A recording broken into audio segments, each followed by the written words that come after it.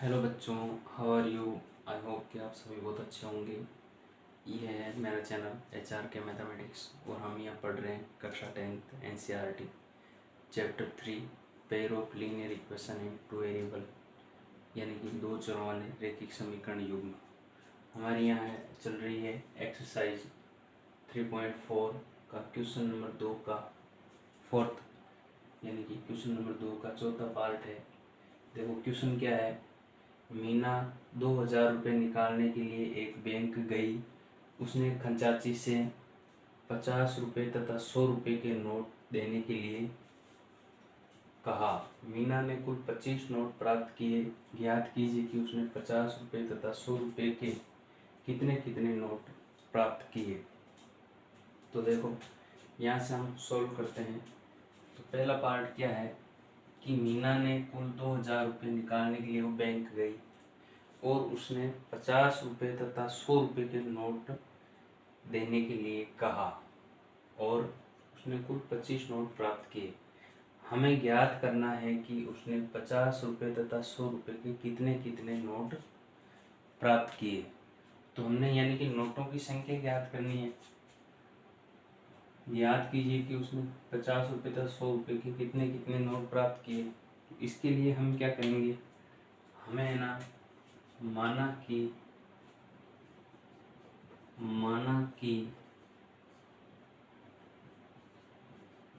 50 रुपये के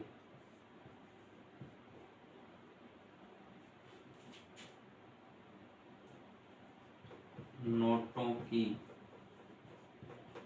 संख्या x है तथा 100 रुपये के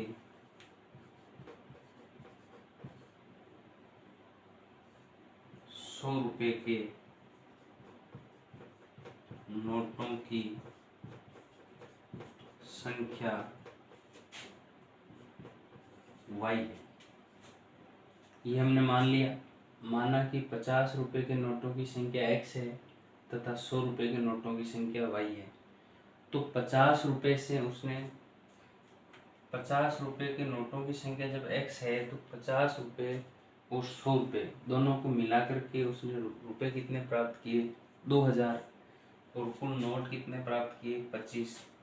तो देखो हम समीकरण कैसे बनाएंगे। प्रश्नानुसार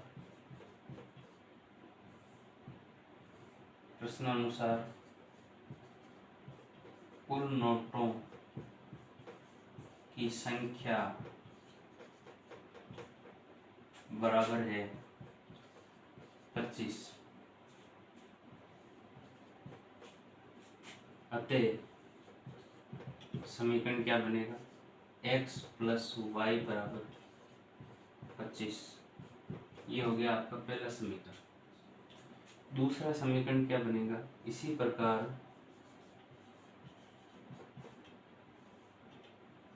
प्रकार 50 रुपये तथा 100 रुपये के नोटों का कुल मूल्य है 2000। तो 50 रुपये के नोटों का कुल मूल्य, यानी 50 रुपये के नोटों से उसे कुल कितने रुपए प्राप्त किए, वो हो जाएगा 50 गुणा x, यानी कि 50x। 100 रुपये के नोटों का कुल मूल्य हो गया आपके 100 गुणा y। 100 रुपये के नोटों की संख्या y है तो y से गुणा करेंगे तो ये आएगा आपके 100y। अब कुल रुपए है 2000। अतः 50x प्लस 100y बराबर 2000। अब इसको हम सरल कर लेते हैं। पहले तो आप सबका 0 0 काट दो, ये 0 कट गया, ये 0 कट गया, ये 0 कट गया। तो यहाँ पर हो गया 5x प्लस 10y बराबर 200। अब हम इसमें क्या करेंगे, भाग देंगे। जैसे 5 का भाग इसमें जा रहा है, इसमें सब में जा रहा है, तो 5 का भाग दे देते हैं, तो क्या आ जाएगा, 5 का भाग इसमें दिया तो x, इसमें दिया तो 2y, और इसमें दिया 5 का भाग तो 40। ये आ गया आपके समीकरण नंबर 2। अब समीकरण 1 और 2 को हम विलोपन विधि से हल कर लेंगे, क्योंकि इसमें देखो ये है x प्लस वाई बराबर 25 और ये है x प्लस 2y बराबर 40। तो देखो x के गुणांक बराबर हैं, तो 2 में से 1 को घटा लेंगे। चाहे आप 1 में से 2 को घटाओ, चाहे 2 में से 1 को घटाओ, इससे कोई फर्क नहीं पड़ता है। लेकिन यदि जो संख्या बड़ी है उसमें से छोटी वाला संख्या हम सामान्यतः घटाते हैं। तो हम यहाँ लिखेंगे समीकरण 2 में से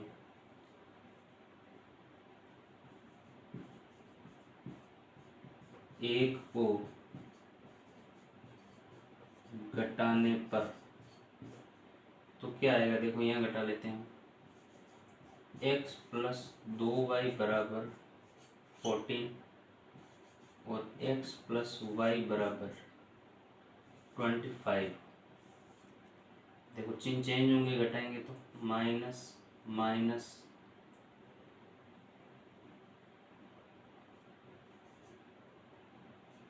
और माइनस।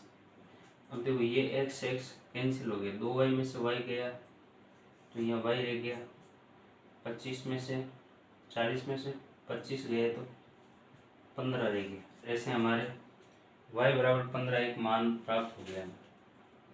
y का मान समीकरण 1 में रखने पर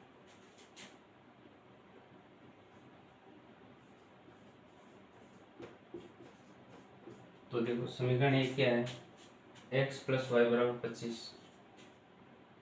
x प्लस वाई बराबर है 25, तो यहाँ y बराबर कितना है 15, तो x प्लस 15 बराबर 25, x बराबर 25 माइनस 15, x बराबर आ जाएगा 10।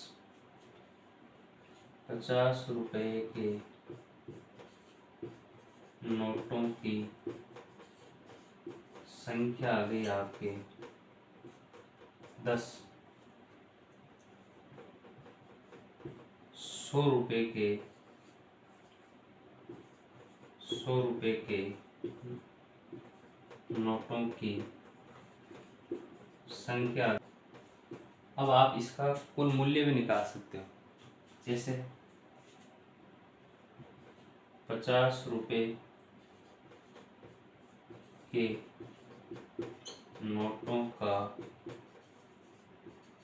कुल मूल्य, यानी कि 50 गुणा 10 बराबर कितना आएगा 500, और 100 रुपये के नोटों का कुल मूल्य कितना आएगा 100 इंटू 15, 100 गुणा 15, तो ये हो गए 1500। अच्छा आप जोड़ के देख लो रुपये। मीना द्वारा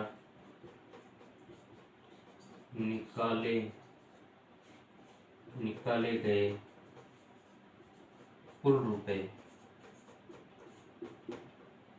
बराबर कितने हैं 2000।